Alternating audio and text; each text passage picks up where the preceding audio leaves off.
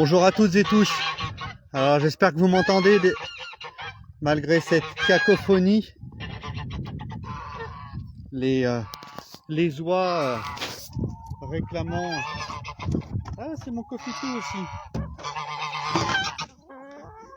Que je leur donne à manger. Venez les filles. Venez. Tenez. Venez.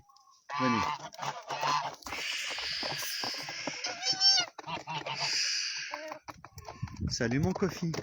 Viens mon cofi. Bonjour mon grand. Salut mon grand.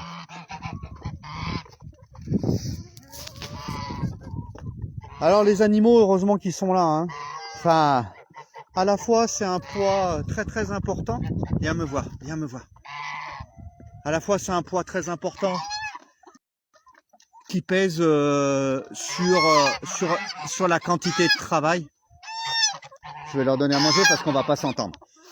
Allez, viens, venez. Allez, venez.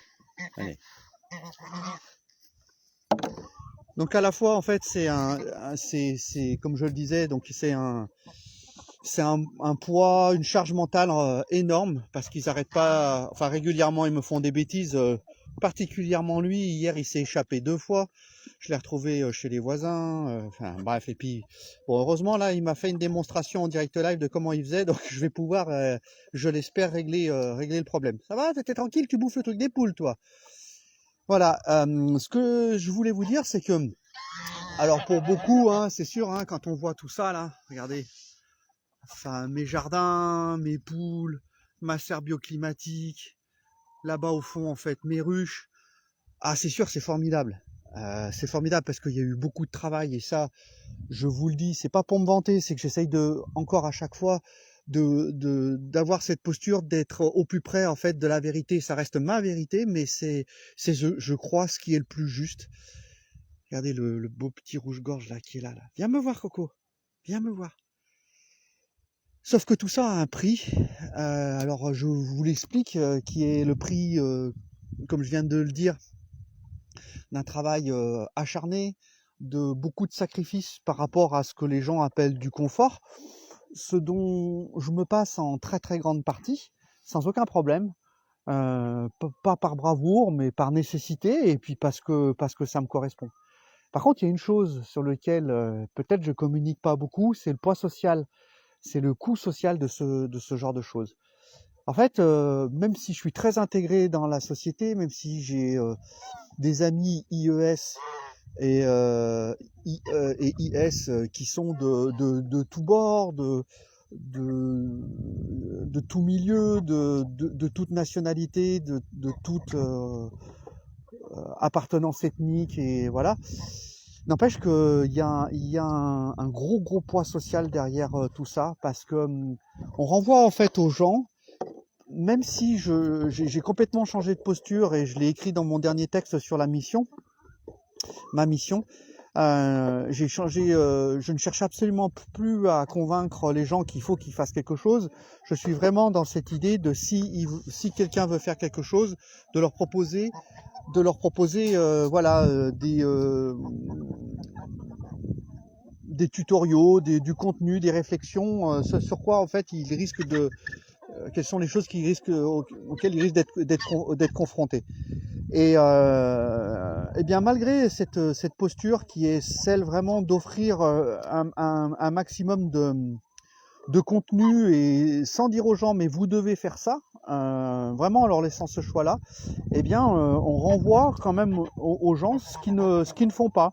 On renvoie leurs peurs, leurs interrogations profondes, et ce qu'ils ne veulent pas remettre en question. Et c'est vrai que ça, c'est quelque chose qui est très lourd à porter.